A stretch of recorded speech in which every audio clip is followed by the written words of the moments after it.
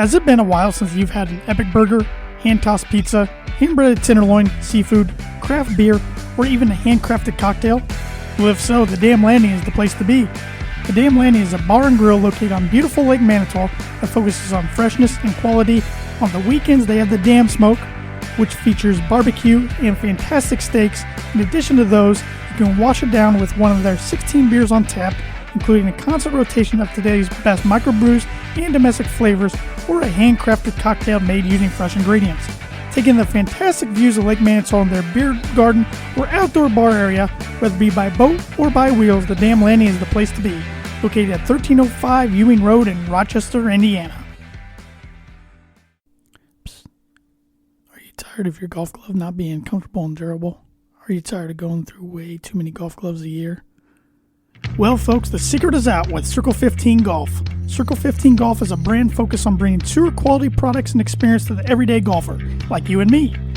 It's built on 25 years of tour experience, featuring the Genesis glove, the most durable and comfortable glove available, and the patented Glove Hub, the first and only glove humidor on the market.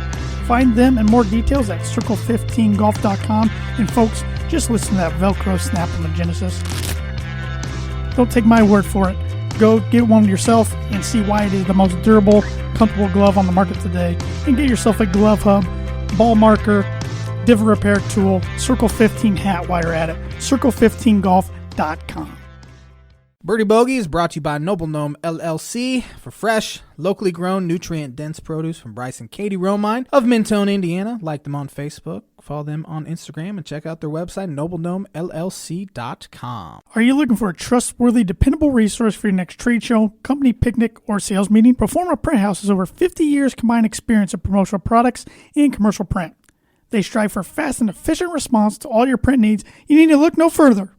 Let them be your one-source print and promotional company, and give them a call today at 574-210-3815. The J-Man's Book of Prediction of the Week is brought to you by Indiana Farm Bureau Insurance Agent Travis Watchering for life, home, auto, renters, business, workers' comp, and farm insurance.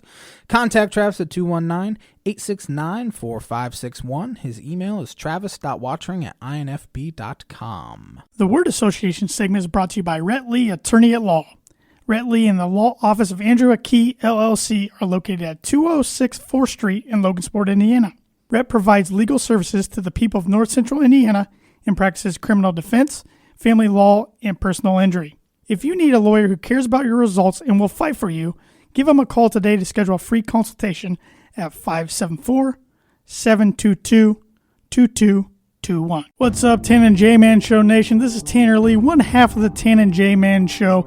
And on behalf of myself and my co-host, Josh the J-Man Munt, we want to thank you for listening to our podcast. While you're at it, on whatever platform you're listening on, please hit that subscribe button. And if it happens to be on Apple Podcasts, please give us a rating and review. That really helps us out.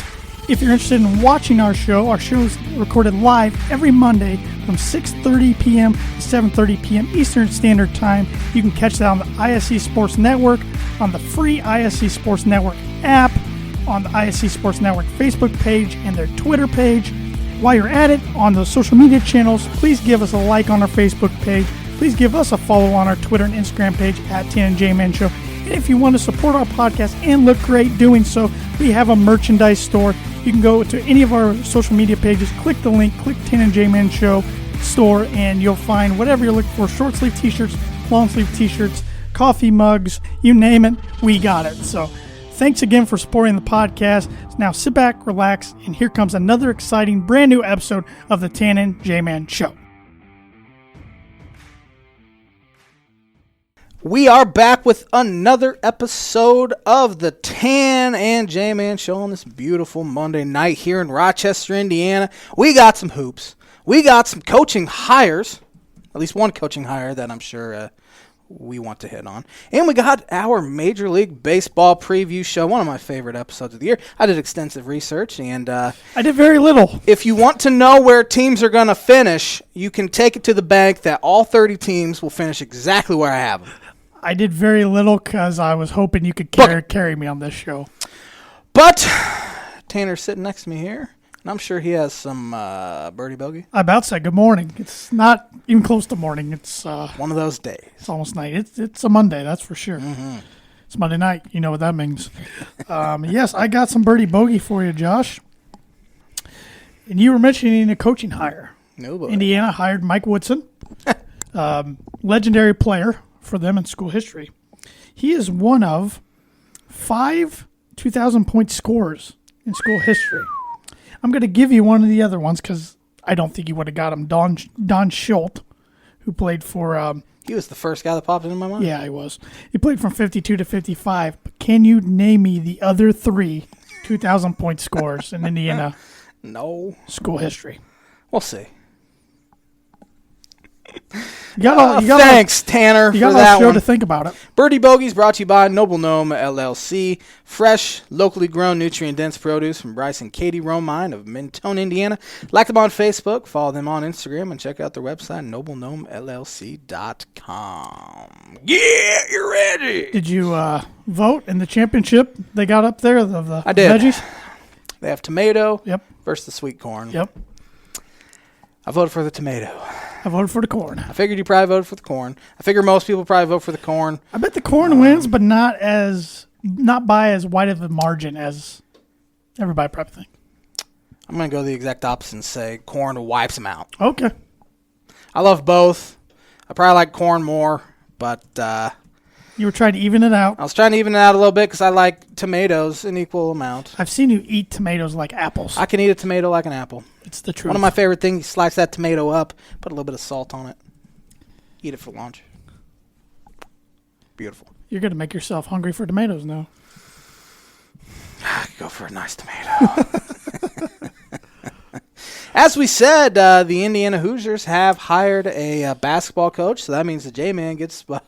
one of his rare book positions correct here with, I think I said the exact wording was Indiana will have hired a coach by next month. You did. And I thought for a while going through yesterday afternoon they weren't going to do it. And I'm like, man, they're going to be sitting on 2 weeks going in this coaching search and not have a hire. But they proved me wrong.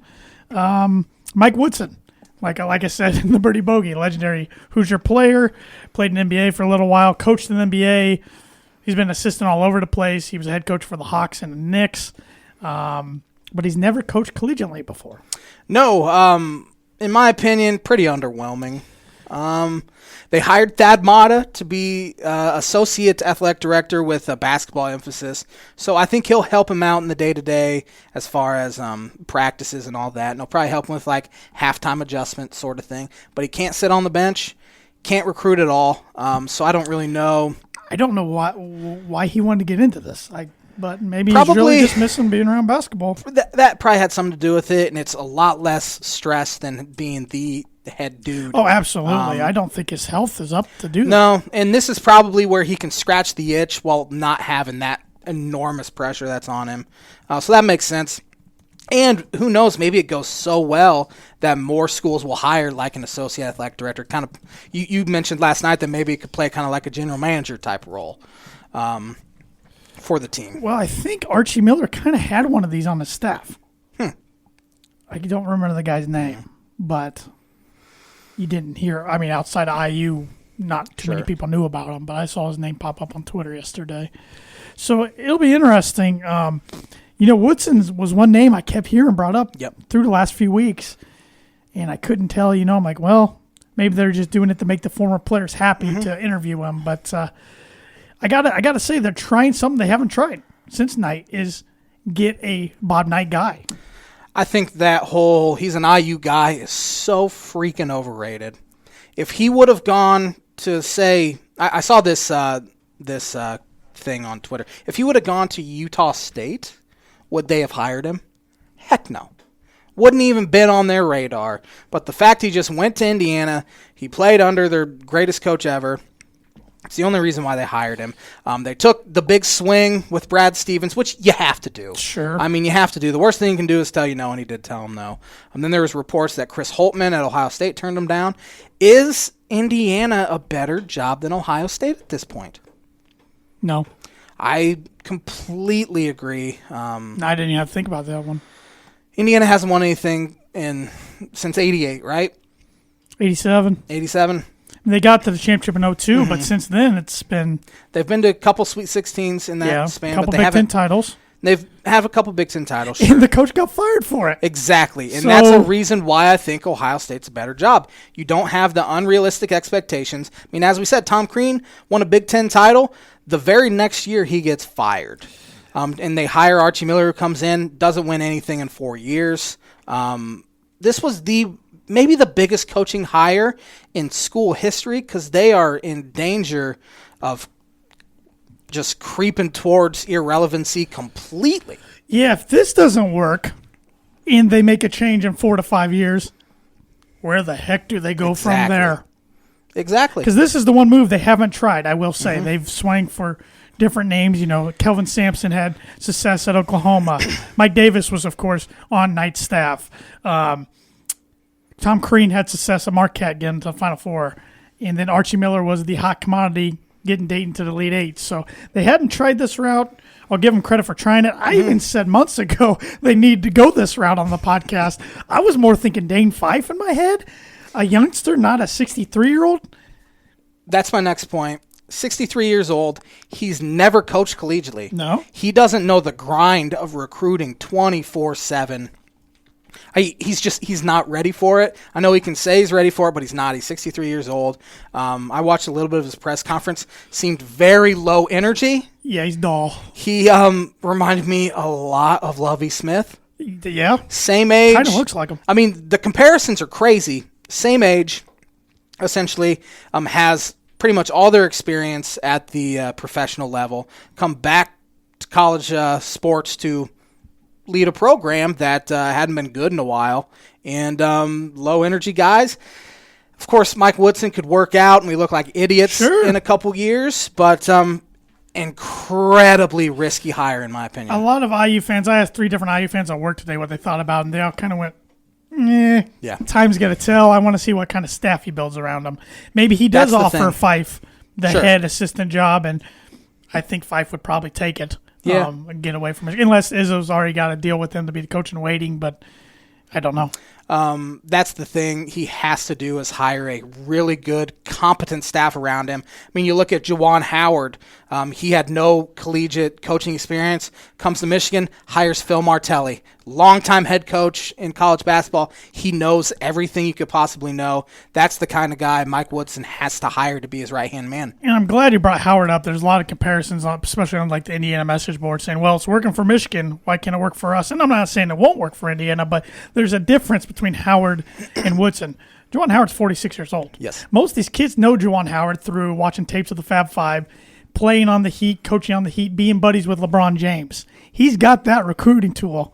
Mike Woodson's got a lot of NBA connections, don't get me wrong, but a lot of these 18-year-olds probably don't know who the heck he is. A lot of these 18-year-olds' parents were maybe 10 years old, maybe at the most, when Mike Woodson played at Indiana. Yeah.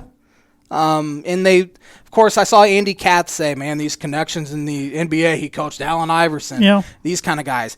I don't think that really matters in today's college basketball. I know they want to get to the league, NBA, and maybe that will help Woodson, the fact that he's coached in the NBA for a long time. He wasn't a successful head coach. It's tough to be a successful head coach in the NBA, depending on what franchise you go to. He actually probably had before this year, the last successful Knicks team was under his realm, but the Knicks have just been awful. His first order of business has to be try to re-recruit the players on his roster. I think he has 6 in the transfer portal. Supposedly Woodson has reached out to Larry Brown to be on his bench. Okay.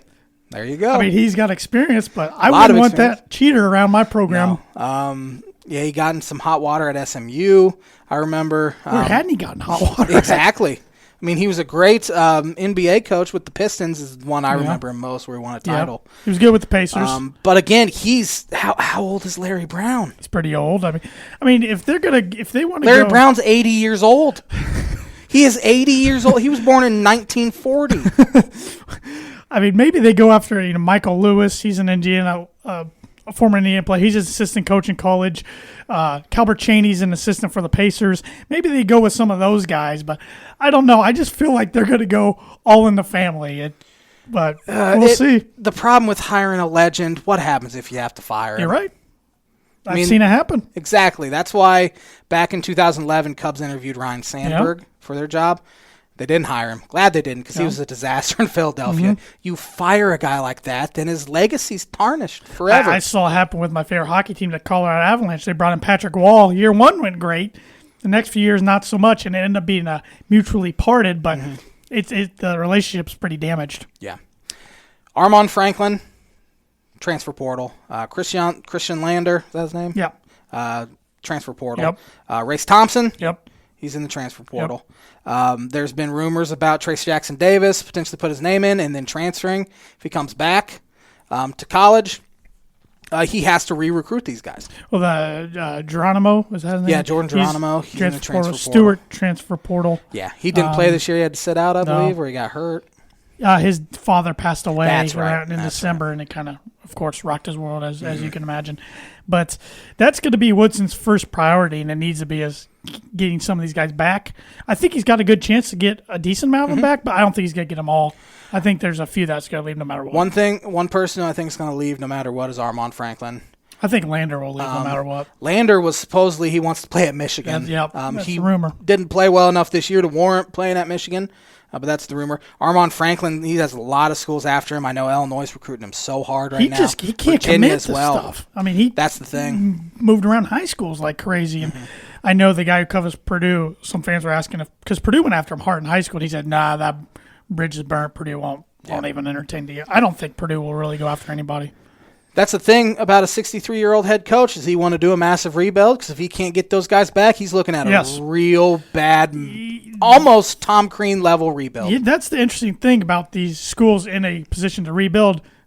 The transfer portal this year is unlike we've ever seen before, and probably ever will. Last year, we had 1,031 players in total. It is March. We have 1,032 players. Yeah, it's ridiculous, really. But so a lot of these programs can grab some guys and be competitive right away to where if they couldn't, they would have to build for 2 or 3 years.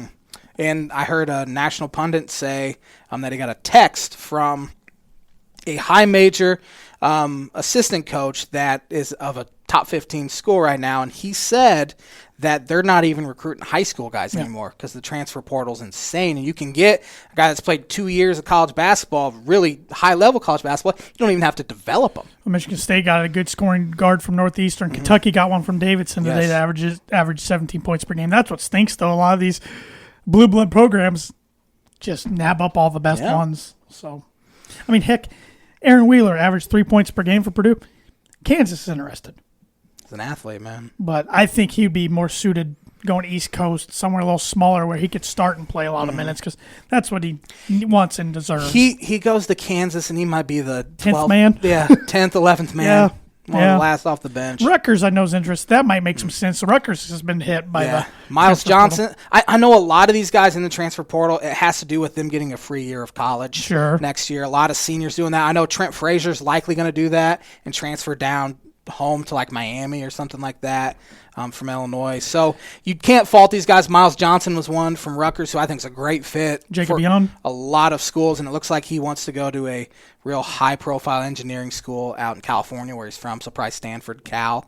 So I think that's probably why the numbers in the transfer portal are so much higher is just because of that. Yeah, which surprised me. I just figured a lot of seniors wouldn't come back at all. They would just move on with their lives, but it's probably easier to try to at least make it overseas than college football, though, where it's NFL or you're not playing. Well, I guess you do have CFL and whatnot, but and that's the thing. These seniors, maybe they want to go try to win at a different program, see if they can get developed better for the NBA or any. Because there's, I mean, as you said, there's a lot of professional leagues where you can make really good money overseas. So, do you think this was worth the $10 million to get Archie Miller out? I mean, it sounds like Archie Miller's tenure was a disaster and they needed to move on. But, man, if I'm paying $10 million for a buyout, I'm not settling for a guy like Mike Woodson. Again, he can be really good, and we'll have to see it first. And I know a few people are really excited, like a good friend of the show, Austin Faust, who's the head coach at John Glenn football team. He's real excited about it. But he's an old-school traditional fan, and his dad's one of the biggest Bob Knight fans I know, so that doesn't surprise me. But we'll see. I kind of joke they could be in this position again 4 or 5 years. 4 years, yeah. And a cycle over again and call Brad up again. See if he's interested for the fourth time. But, we'll never know if Woodson was truly the second choice or the third choice or what so be it. Of course, their AD is going to make it sound like he was in the tier 1, but I would like to know how many coaches turned them down before. Because this just seems like a classic settle. Because when this was, progressing, I kept thinking, Porter Mosier's name was getting thrown around. I kept thinking it was Musselman in Arkansas because I'm like, they were waiting. I'm like, it's got to be somebody still coaching the tournament because if it was Woodson, why didn't they do it last week? Exactly. But they were obviously just doing their research and wanted to make sure. And, I don't know if other schools' buyouts came into play there or not. Sure. I don't know what Musselman's buyout is, but I think he would have been a much better hire. For one, he was a head coach in the NBA as well. Yes. Just like Mike Woodson. But at least he came back and got college assistant experience. Yes. And then that's exactly what I was saying. He's had great success at Nevada and now Arkansas. I don't even know if they gave him a call. I will say I think a lot of Indiana fans are more happy with this than they would have been Pfeiffer or Alford. Every Indiana fan I talked to wanted no part of those two. Alford would have been a nightmare. He would have been fun to root against. He's so much of a legend. Mm-hmm. As you were talking about earlier, how do you split from that? So exactly. Mike Woodson's a really good player, but he was no Alford. Steve Alford's kind of MO is to be there 5 years, have a little bit of success in the middle, then taper off, get fired, go somewhere else. That's kind of been his MO. 5 years everywhere he's been. Look at his replacement at UCLA right now. Mick Cronin. Well. Yeah, they're in the Elite Eight as an 11. Man, they had 4 games or a 4-game losing streak coming into the tournament and just got hot. Got hot. It's all that matters. But one other coaching move I wanted to talk about, it's outside the Big Ten, so outside of our expertise, but Shaka Smart to Marquette. Yeah. That wasn't it was kind of a surprise, but at the same time, he didn't win a tournament game at Texas. Yeah, he was going to be on the hottest of seats going into the He was a 3 seed year. And lost the 14 seed at Abilene Christian. Yep. He's going to recruit the heck out of Chicago. He's at Marquette now. I think Texas sounds like it's almost a done deal with Chris Beard. Is it? Hasn't been announced yet, but that's what I've been reading anyway. I read one thing yesterday. It was Gary Parrish, so take it for what it is. He said they were looking maybe to go the former player route as well. Yeah. Kevin Durant? No, there was some guy, assistant in the NBA I was unfamiliar with. TJ Ford? It wasn't Ford, but because I think Beard would make sense there, but I think Beard maybe has some skeletons in his closet a little bit. Yeah. I could be wrong, but from some stuff I've kind of read. But he has Texas ties, of course, and it'll be interesting if it's not Beard, if they don't go to former player out, who else they could go get. Brad Underwood. It is a huge paying job. That scares the crap out of me because high paying. Brad Underwood lived in Austin for 4 years. Mm-hmm. I thought maybe we'd have a contract extension by now with him, and we haven't heard anything. It just makes me nervous. Sure, I mean, it's one of those jobs. Been burned before. I mean, there was rumors out there last week that it was the morning of Shaka taking this job that Shaka was going to get fired, Calipari was going to go to Texas, and Beard was going to go to Kentucky. And then the first domino fell. It's like, holy cow, is this really going to happen? No. But I don't know. We'll see. We'll see how the coaching carousel weighs itself out. But I wasn't completely shocked. I thought Porter Mosier would be the guy there. But Jeff Goodman on his podcast with Robbie Hummel said if not Mosier, he thought Shaka Smart would make sense of Marquette. Moser's had 2 really good tournament runs. Yes. Those are the only 2 NCAA tournament appearances I think he has as a head coach. I think you're right. I think he's been a head coach for like 17 years, something like that. 2 NCAA tournament appearances. Played a really great game last Sunday. Sure. He's probably not a guy that will have any success anywhere else. I wouldn't be shocked to see him take the DePaul job. Sounds like no one wants that. I don't know. He's a big city guy. Loyola's a better job. I know, but they're probably going to lose a lot of their players. Sure. It's either graduation or maybe the transfer portal. Now they've arrived on the scene. Mm-hmm. These big schools, hey, we can get your exposure even to another level. Because Loyola, more times than not, you're going to have to win your conference tournament to get in. Exactly. So if you got a chance to go to a Power 5 school. DePaul's a career killer, though. Yeah. They've hired Dave Lateo, I think his name, twice. Yeah, I know. It's just a real bad It job. used to not be, but it's over the last 20 years. They almost need to drop out of the Big East and go to like the Summit, see if they'll have more success there. But we'll see. I feel like a few more dominoes are going to fall around the coaching carousel. I think we got a ways for this. But we'll see. The Elite Eight is set here tonight. We have Oregon State as a 12. They were a UCLA made free throw away from being put out. UCLA missed a free throw. They were in the preseason ranked last, 12th out of 12 teams in the Pac-12. Credit Wayne Tinkle. He knows what the heck he's doing. Sure does. So they just keep rolling. Yeah, I mean, they didn't play the greatest the other day, but they played better than Loyola. I mean, Loyola played their best game of the year in round 2. Easy. And then this was their worst offensive game by far the other day. It was brutal to watch. But yeah, credit the Beavers, man. I have not been able to watch. I would be in the same boat if I were you. It's been awful. I've been all right, but my team didn't have national championship aspirations. Exactly. Oregon State, Houston, who you got? I got Houston. I feel pretty confident. I think it's a 7 or 7.5 point. I think they win by 10 plus. Yep. They're rolling right now. They look good.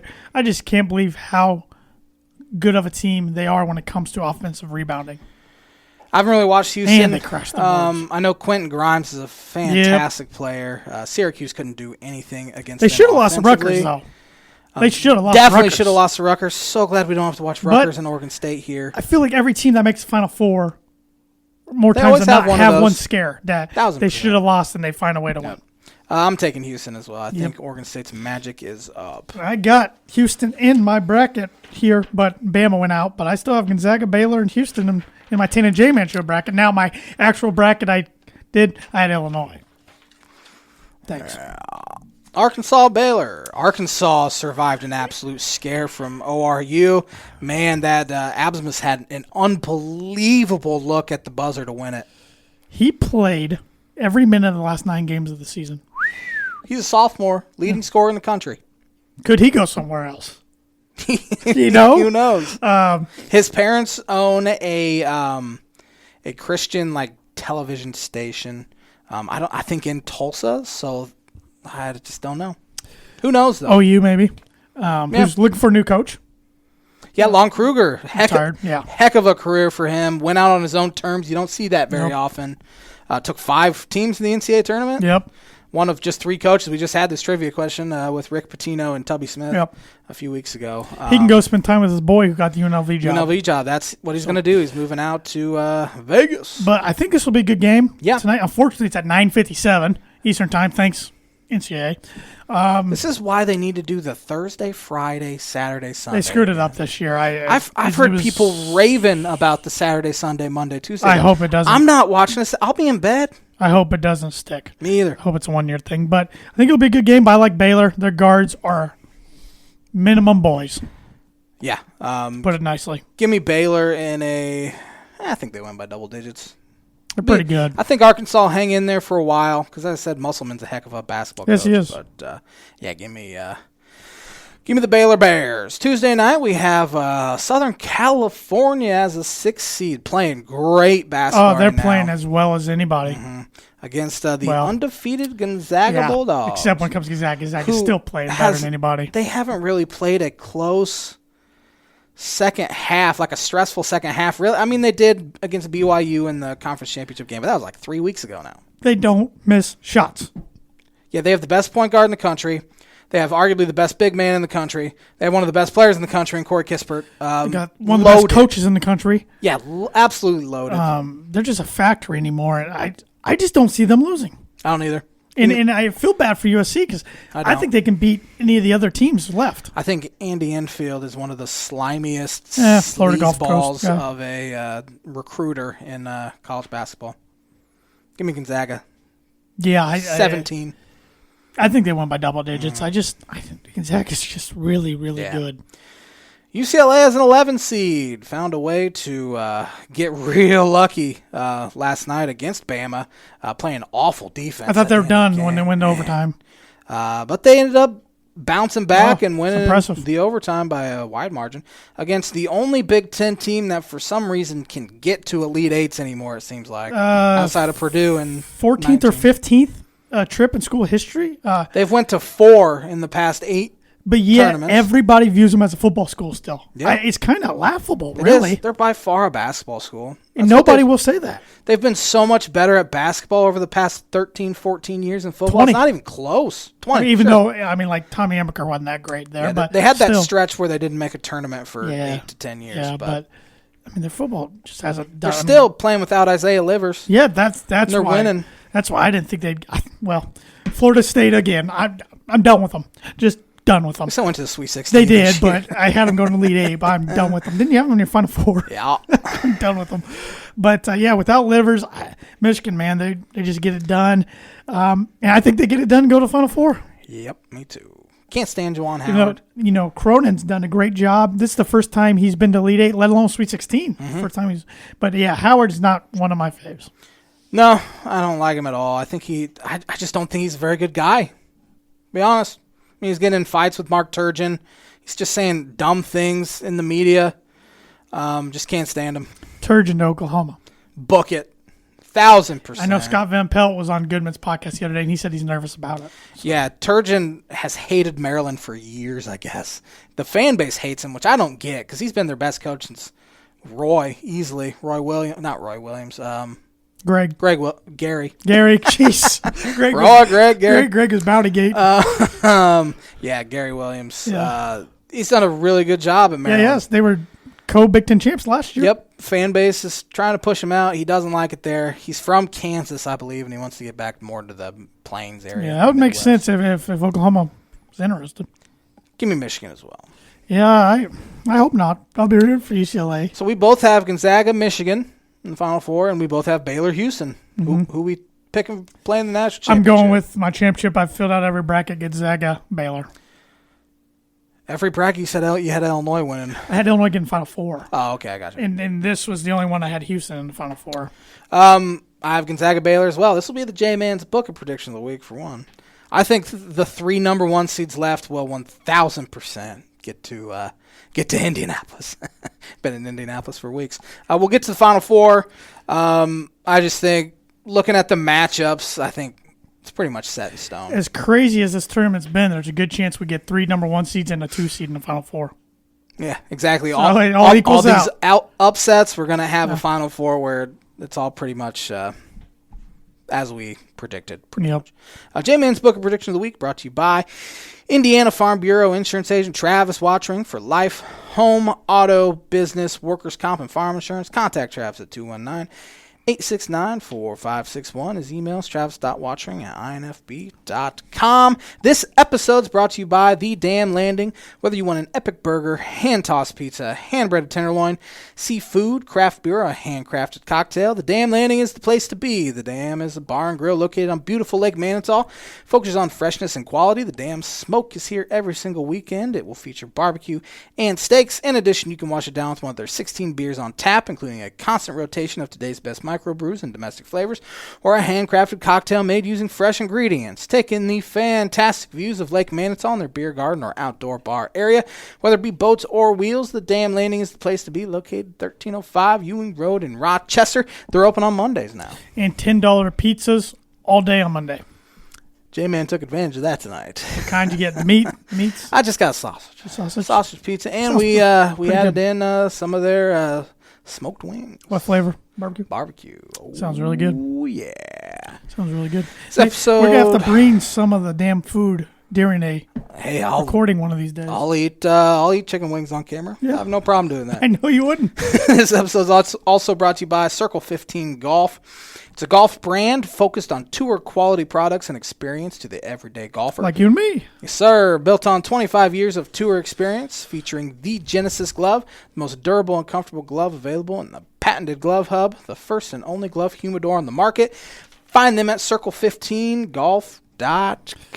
Don't have them down here with me because they're in my golf bag. My golf bag is finally in my car, ready to rock and roll. Gonna hit the links tomorrow. Supposed to be about 67. I'm hoping to sometime this week. I was hoping to over the weekend and didn't get a chance, so I'm ready. Are you ready to learn some stuff? Always. Who won the Stanley Cup Final in 1929? Let's go with the Red Wings. Boston Bruins beat the New York Rangers. I knew I had like a 1 in 8 chance there. 1940, American boxer Joe Louis knocks out Johnny Paycheck. What a name. Johnny Paycheck. I like that. I'm a fan. 2 rounds to retain heavyweight boxing title. Johnny Paycheck. Who won the 3rd NCAA men's basketball championship in 1941? 41. Let's go with Kentucky. Wisconsin. Oh, Badgers, huh? Beat Washington State 39-34. Speaking of Wisconsin, I saw athletic director Barry Alvarez is going to be retiring. Yes, he's been a mainstay for Wisconsin athletics since 1990, I believe. Yeah, 30 years. Yeah. So, let's see. For some reason, in 1948, the Yankees and Red Sox played a 17-inning spring training game. That sounds awful. They would cut that off after 9 now. But there were some good players playing in that, though. What year was that? 1940. Yeah, definitely. Who won the 1973 NBA MVP? 73 NBA MVP. 73. Let's go with Jerry West. Dave Cowens. Cowan? Yeah, I could have guessed 50 guys. He wouldn't be on my radar. Who won the men's basketball championship in 1976 on this day? It's Indiana. Yep. Undefeated team. Until this year, they will be the last. Hope so. 1982, who won the men's basketball championship? 82? UCLA? North Carolina.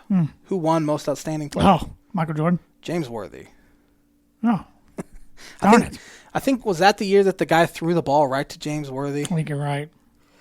And I'm bad pre-1990 with college basketball. But 1984, the Baltimore Colts moved to Indianapolis. Good job, Mr. Irsay, Senior.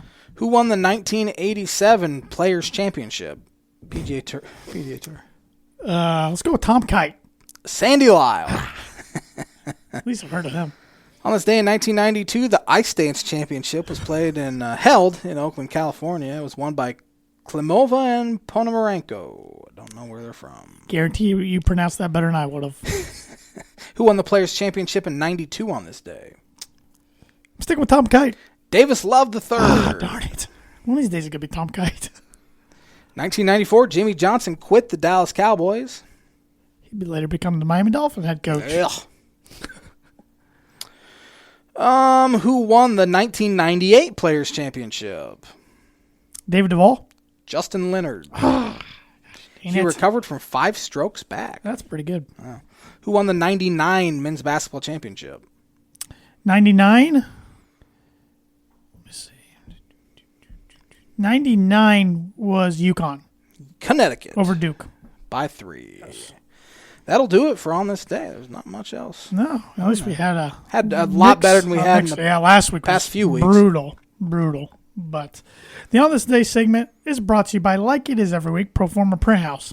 If you're looking for a trustworthy, dependable resource for your next trade show, company picnic, or sales meeting, Proforma Print House has over 50 years combined experience in promotional products and commercial print.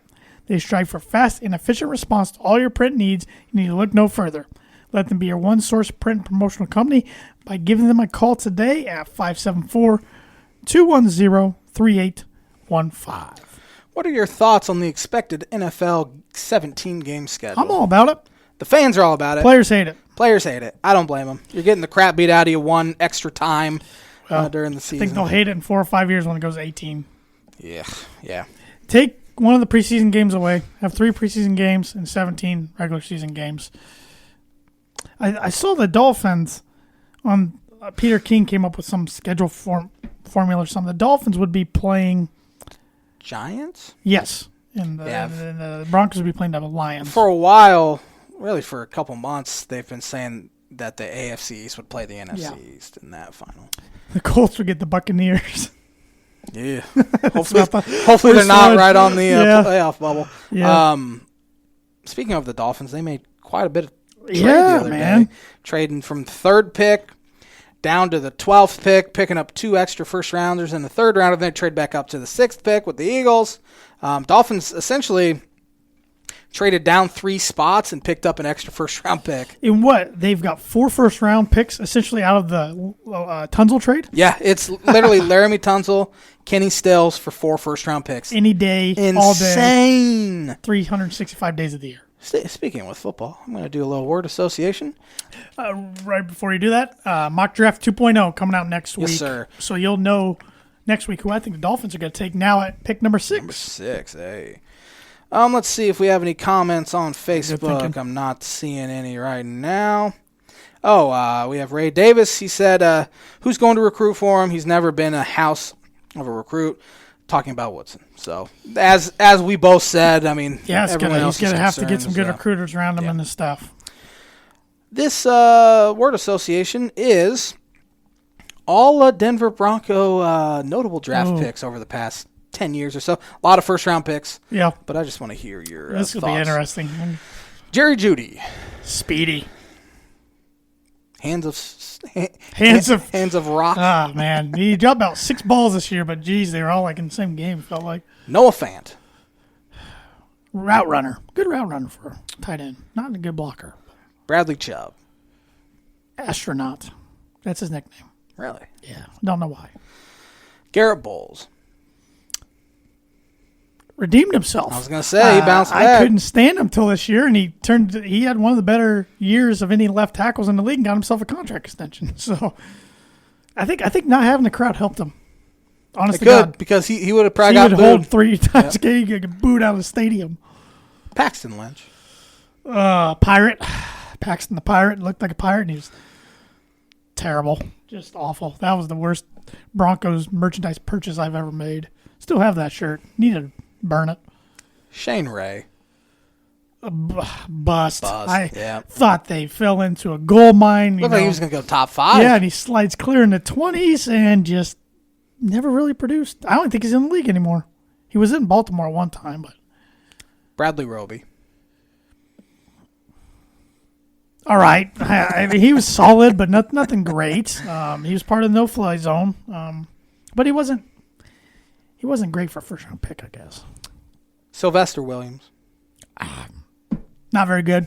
He wasn't. I mean, Elway's first couple of years, especially, his first-round draft picks were bad. Demaryius Thomas. He was underrated. I feel like a lot of Broncos fans didn't appreciate him while he was in Denver. He's pretty darn good. No Sean Moreno. Heart. He just couldn't stay healthy, but that guy gave it his all the time. The lasting image I have of him is the tears running down. Arrowhead during the national anthem. When Moreno jersey he was a Miami Dolphin and he planted with his elbow or with his arm and his elbow collapsed because somebody landed on it. He just couldn't stay. I mean, tore two ACLs with the Broncos. Just couldn't stay healthy. Jay Cutler. Don't care. There you go. I was setting you up for that one. Oh, man. Cortland Sutton. Injury prone. I hate to say it right now. I mean, he's good though. He is. I think. I just hope they can. We got 2 quarters out of him last year. I think the Broncos are quarterback away from being pretty good. I hate saying that. A lot of teams could probably say that. Justin Simmons. Underrated. Oh, he's underrated. Well-deserved extension, contract extension. I think he's one of the best safeties in the league. Cody Latimer. Criminal. Got in some trouble. That was an awful second-round pick. He kind of did himself in when Peyton Manning got there. Peyton was trying to study plays with him on the bus, and Peyton looks over, and Cody Latimer's down on his phone playing games. Yeah. Yeah, kind of lost Peyton's trust there. Last one here, you probably know what's coming. Raheem Moore. Don't want to think about that guy. Just bat the ball down, man. Jeez. That's all I got. That and that dang Virginia game from 2019. Yeah. That I just can't get over. And my team's won a championship. I mean, the Broncos have won a championship since then. I still can't get over it. Because that was, I will go to my grave saying of the Peyton Manning teams, his first one in 2012 was the best one he was on. I agree. And they started off terrible. Mm-hmm. So, but the word association segment, I better bring it up here. I better bring it up here on StreamYard, is brought to you by Rhett Lee, attorney at law. Rhett Lee and the law office of Andrew Aki, LLC, are located at 206 4th Street in Logansport, Indiana. Rhett provides legal services to the people of North Central Indiana and practices criminal defense, family law, and personal injury. If you need a lawyer who cares about your results and will fight for you, call him today to schedule a free consultation at 574-722-2221. Major League Baseball starts this week. I don't know when the first game is. I know the Thursday. Is Thursday the opening day? They aren't doing like a Wednesday night. I think 4 games on Thursday. Or is there more than 4 games on Thursday? I thought it was Cubs are one of them on Thursday. They just start Thursday. Cubs are one of them. Cubs but first pitch at Wrigley Field at 2:20. There's quite a few games on Thursday. Cubs start with Pirates, right? Cubs start with Pirates. That'll be a sweep. High temperature in Wrigley Field on Thursday is 36 degrees. If it's not a sweep, you can blame it on me. It's probably not going to be a sweep. I think the Pirates will be the worst team in the league. I agree. I wrote notes on every single team. You look at this, I have quite a bit of stuff all in my brain written down. Starting with the AL East, I'm picking the Tampa Bay Rays to win that division. I'm not. Who you got? I mean, come on. I have them finishing third. I got the Rays finishing third. The Tampa Bay Rays, defending AL champs, they have a great pitching staff. We're second in the American League in ERA. I just think they're a great baseball team. They did lose Charlie Morton to the Braves, but I'm sticking with the Rays. I'm going Rays third, switching it up. I have the Toronto Blue Jays finishing second. I do too. Assume you do as well. Picked up George Springer and Marcus Semien. Great offense. They'll be able to hit the ball. I think Vlad Guerrero Jr., he's lost, 40 pounds. Where are they playing? I think they're playing in Dunedin, Florida. Dunedin, Florida, that's Florida. Right. I knew it wasn't Buffalo. Yeah, they're not playing in Buffalo. I don't know if you want to play in Buffalo in April. Great offense. Pitching staff's a little bit of a question, especially the bullpen. But I think they'll be able to hit. I mean, Kevin Biggio, Bo Bichette, and Vlad Guerrero Jr. They love the old-timers' sons, don't they? Yeah, absolutely. I didn't know Biggio's son was. Yeah. Went to Notre Dame. Kevin did. I knew that. I have the Yankees finishing third. They picked up Jameson Taillon and Corey Kluber. Pitching staff should be better, but outside of really those top two, and even Kluber is kind of a question mark because of an injury, and he hasn't been good in a couple years. Starting rotation kind of is a little bit of a question mark. Really, I was pretty pleased they're coming out of spring fairly healthy. Zach Britton's hurt. Luke Voigt's hurt. I just saw Voigt tore his meniscus. Yeah, which is a big blow. He had a great year last year, but really, compared to years in the past, they're coming out pretty well because usually they have like 5 guys go down. Giancarlo Stanton's one that you figure will be injured for about a month during the season. Every year. No doubt. Aaron Judge has had some injury issues as well. They barely played together. Honestly, those top 3, I think, are a coin flip to win the division. Yeah, it's too bad one of them's probably going to miss the playoffs. That's the thing. It's I mean, I think I have all 3 of them in the. Yeah.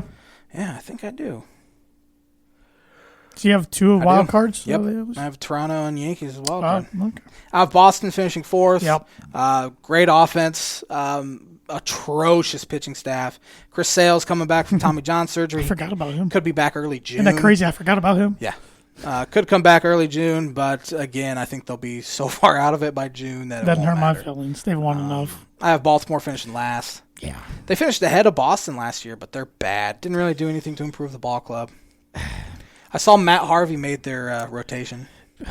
Hasn't been around for a while. What did they used to call him? The Dark Knight. Dark Knight, yeah. Oriole fans, man, they haven't had much to cheer for in a while. They are, I think they're going to be able to sell, I want to say 50%, but they'll only Who would you 10%. Who would you compare the Oriole fan base to, like, for NFL? Oriole fan base to Lions? NFL. Or Lions probably have a little more tradition. I don't know. Orioles were really good back in the day. Cal Ripken. Lions are a good one. Browns are... Yeah. The Browns are on trajectory up right now. Yeah, I don't know. They're just bad. Yeah. Trey Mancini's back from colon cancer. He missed all of last year. And he's back, so that's a cool story. AL Central. I think we both have the White Sox winning it. I have to. I put them on a pedestal with my bold predictions. So, no, I think they've been saying it for years, kind of next year's the year. Mm-hmm. I think they're finally there. They picked up Adam Eaton, Lance Lynn, Liam Hendricks. They had a massive blow to their offense, though, last week with Eloy Jimenez rupturing his pec, trying to rob a home run in spring training. He's a DH for one. He shouldn't even be playing the field, and it backfired on him. Good job, Tony. Yeah. But their first-round pick in 2019, Andrew Vaughn, sounds like he's going to make the team as their primary left fielder to start the year. I have Minnesota finishing second. Me too. one of the most powerful offenses in baseball, and they also pitch really well. They surprised me last year. I think they could win the division easily. I do too. They're really solid. Cleveland finished in third. Yeah. They lost their heart and soul in Francisco Lindor, but they'll still pitch really well with Shane Bieber and Zach Plesac. Bullpen should be okay, and I think they're a lot better than the other two teams in that division. I have the Kansas City Royals finishing fourth. Every prediction I looked at had them fourth, Tigers fifth, just because I'm switching it. There you go, Tiger fans. You're not going to finish last. Royals actually should be a little better. They picked up Andrew Benintendi, Carlos Santana, and Mike Minor. They improved their team for the first time in, I don't know how long. Since the World Series? Yeah, probably. Old friend Wade Davis is back pitching in that in that bullpen. There's a name I hadn't heard from a while. I have the Tigers finishing fifth. It was kind of a toss-up between them and the Royals. Who's their manager now? Tigers. I don't know. Can you Google it real quick? Yep. I don't remember. It's not Ron Gardenhire anymore. Yeah, that's... They made some key offensive moves. They signed Robbie Grossman in their outfield. Should be better, but AJ Hinch. Oh, that's right. Forgot. He got banned for a year from... that's actually pretty good. Yeah, he's a really good manager. Yeah, that could work out well. Interesting. And Alex Cora's back with the Boston Red Sox as well. American League West, I have the Angels winning that division. I got the Athletics. I have the Athletics finishing third. Okay. The Angels have a much improved bullpen. They traded for Reds closer Raisel Iglesias. Shohei Ohtani being able to pitch and hit this year could be huge for him. He's a sleeper MVP pick for me. I like that. I have Houston Astros finishing second. I do as well. They lost George Springer, but the offense is still really good. Pitching staff's a bit of a question outside of Zach Greinke and Lance McCullers. Bullpen has a bunch of no-names, and their other three rotation Greinke hurt? guys. Is he hurt? I thought I heard something. Maybe He might be. I might have heard that wrong. I was kind of had a game on background noise the other day, and I thought I heard something about Greinke being hurt, but I could have He might be. totally heard that incorrectly. Nope, he's fine. Nope. Must have been talking about somebody else. Good one. I have the Oakland A's finishing third. I got the Angels finishing third. Billy Beane resigned. Yep. He is working for somebody. Was something with soccer? Involved soccer? Yeah. Forget who's some working group for or them. something? Yeah. They lost Marcus Semien and Liam Hendricks. Rotation should still be solid. I have the Seattle Mariners finishing fourth. Yeah. Rotation should be okay, and the offense should be okay as well. Hope to see number one prospect Jared Kelenic sometime this summer. He's a stud. So they're going on 20 years without making the playoffs, and it's not going to end I don't this think year. it's going to happen this year, no. Sorry, Mariner fans. I have the Texas Rangers finishing fifth. The only thing I have written down here is they are so bad. And they're going to allow 100% capacity. Yeah, they might have 100% at the start, but by May they'll be seeing about 12%. So they'll be right there with everyone Even else. though they're allowing up to 100, I'm interested to see how many people actually show up. 100% in You Texas. think absolutely. In Texas? Yeah, well, they're not even the most popular team in Texas, but It's Texas. But it's Texas, and they're dying to go do something, probably. Yeah. You're right. You're right. National League East, I have the Braves winning that division. Me too. Great offense, improved rotation with signings of Charlie Morton and Drew Smiley. Bullpen should be solid. They're just a really good team. Back where they should be. We grew up with the Braves dominating the NL East. I hated that, but they are back. I have the New York Mets finishing second. I did too. Traded for Francisco Lindor. Steve Cohen's opening up the pocketbook and going to sign him to probably a $300 million extension. Rotation and bullpen should be really good. I have the Washington Nationals finishing third. I didn't think this far ahead. I'll take the Phillies third. They signed Kyle Schwarber and old Johnny Lester. That's right. Traded for Josh Bell as I think Schwarber has a big power year this year for him. I agree. They signed Brad Hand. They're going to be much improved from last year. I have the Phillies finishing fourth. I'll take the Nationals fourth. Didn't do a whole lot to improve. They're really not that great of a baseball team, but Bryce Harper will get him some dubs. He could. If he stays healthy. I have Miami finishing fifth. Yep. Made the playoffs last year. Held the Cubs to one run. I completely in those forgot 2 about games. that. It was an expanded postseason, so it doesn't really count. Got Donnie Baseball probably a few years Yeah. breathing room. They drastically changed their bullpen. They're still not. They drastically change everything whenever they have any amount of success. Nope. National League Central. I have the St. Louis Cardinals winning that division. I do too. Traded for Nolan Arenado for pennies on the dollar. Yeah, because, you noticed I didn't wear anything on Arenado. The Colorado Sure. Rockies are just the worst. That They will ownership. be the second worst team in the NL this year. I agree. They have a few rotation and bullpen question marks, though. Although their stud, Jack Flaherty, needs to have a bounce-back year, and I think he will. I have the Cubs finishing second. I have the Brewers second. I had the Cubs finishing third, and I switched them with the Brewers. It's coin flip for me, though. They signed Jock Peterson, who has 8 homers this spring and is leading I call him Jockstrap. Sure, absolutely. Major League players in homers this spring. Signed Eric Sogard and Jake Marisnick for the bench. Matt Duffy made the team. They signed Jake Arrieta and Trevor Williams, traded Yu Darvish for Zach Davies. I actually like this roster more right now than I did last year at this time. I think a lot of Cub fans I've been saying that. A bunch of the cores in contract years: Chris Bryant, Anthony Rizzo, Javier Baez. They have lowballed Anthony Rizzo. Yeah, what's up with that? They have offered him half of what Paul Goldschmidt signed with the St. Louis Cardinals. It's pathetic. I hate this front office anymore. I hate this ownership. I've hated this ownership for a while. Yes, to be honest. Yes. The front office isn't doing themselves any favors. Jed Hoyer's really starting to turk me off. He's just one of those guys I can't imagine in a different uniform. Exactly. He is the captain. The other ones, sure, but not him. He's the captain. He needs to be there for the rest of his career. Man. They're probably not going to get a deal done. There was a hard deadline opening day. Riz said today that he told his agent, don't even talk to me about it anymore. So he can focus on the year. Yeah. Jeez. Just a lack of respect for maybe the most important player they've acquired in these 9 years since he's been acquired. 9 years. It's crazy how this core has really just dissolved almost. Yeah. It still is dissolving. They just haven't been that good. Yeah. They sent Nico Horner down. He was arguably their best hitter this spring. I saw that on your Twitter. Outside of Jock Peterson. I understand it in the fact that he's only played like 56 games in the minors, but there's not even going to be a AAA season till May, so you're sending him down to an alternate site where he's not even going to get to play against like normal pitching. Why is there not going to be a AAA season till May? Why are they delaying I don't that? really know why they pushed it back. Some logistical reasons, I believe. Okay. I don't understand it, but they did, and I don't understand why the Cubs sent Nico Horner down. I have the Cubs third. Cubs need KB to have a great year, obviously, if they want to make any sort of noise. I think they're the second best team in the Central, though. Yeah. I have the Brewers finishing third. They signed Colton Wong, Jackie Bradley Jr. Yeah, at least he's not a Cardinal anymore. Yeah. I wish he would have gone still in the division, though. Rotation has some questions, but they have the best bullpen duo in baseball with Josh Hader and Devin Williams. I have the Reds finishing fourth. That's something we haven't said too much about the Brewers, if ever. Best bullpen duo. Yeah. Yeah. But they legitimately do. Those guys are great. I got the Reds finishing fourth as well. They only signed one player to a major league deal in the offseason.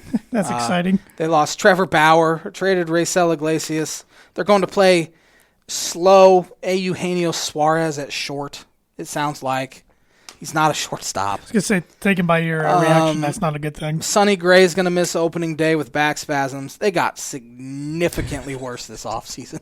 You hate to see it? You just hate to see it.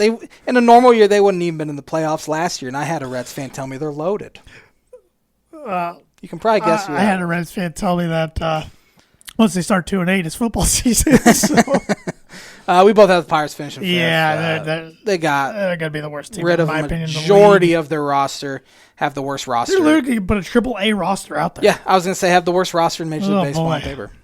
National League West, you have maybe the two best teams in baseball, and it sucks they have to play in this division, in the same division. I have the Dodgers finishing first. I do as well. They signed Trevor Bauer, best team in baseball, and they got better. Every year they do Rich get richer. Yep. David Price is back. He opted out last year of COVID. That's right. So he's back. Just added another Jeez. guy. San Diego Padres, I assume you both have finishing second. Traded for Blake Snell, Yu Darvish, and Joe Musgrove.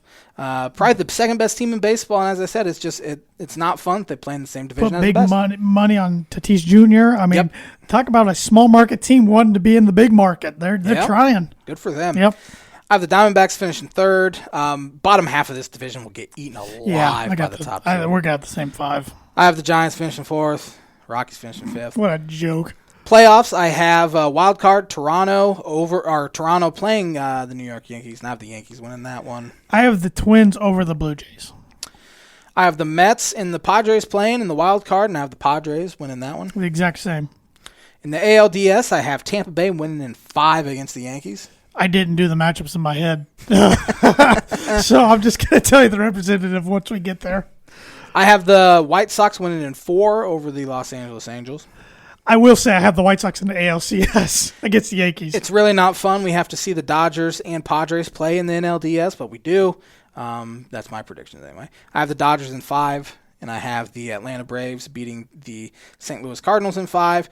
I have the White Sox beating the Blue Jays in 6, and I have the Dodgers beating the Braves in the NLCS, and then I have the Dodgers over White Sox in the World Series. Got the White Sox in the World Series, huh?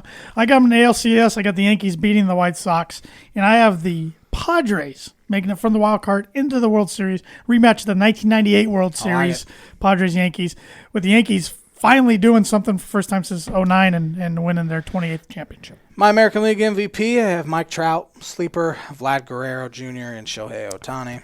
Tim Anderson. Ooh, that's a nice pull right there. NL MVP, I have Fernando Tatis Jr. He got hurt a few weeks ago, but I think he's okay. Yep, that's my pick too. I think he's going to be amazing. I think Lindor and Acuna, Ronald Acuna Jr. should be candidates as well. The Cy Young, I have Garrett Cole winning. I got Garrett Cole. And the sleeper, Tyler Glasnow. NL Cy Young, I'm taking Pooh Darvish. Taking DeGrom. That's an easy pick. Yeah. I wanted to go a little different because it seems like DeGrom wins it every year except last year. There's another guy I saw a lot of people picking in the NL. Now I can't think of his name. Dang it. Because one guy had a lot of them. DeGrom, there's Darvish, Jack Flaherty maybe. Might have been Flaherty. That sounds about right. Yeah. I think that's right. Can't think of anyone else. Yeah. Hit me with that Birdie Bogey there. Yes. So I have one name. Yeah. I think one's pretty obvious. So Mike Woodson, new Indiana coach. He's one of 5 2,000-point scorers in Indiana school history. I gave you one, Don Schultz. I don't know how to pronounce his name. He scored 2,192 points from 52 to 55. Woodson scored 2,061. I want to know the other 3 members of this club. Yogi Ferrell. No. Really? That was the one that I was for sure. Yogi Ferrell didn't score 2,000. He did not score 2,000. That's a good guess, though. Dang, I thought for sure. Is there all 4 years? Still got a chance to get a par.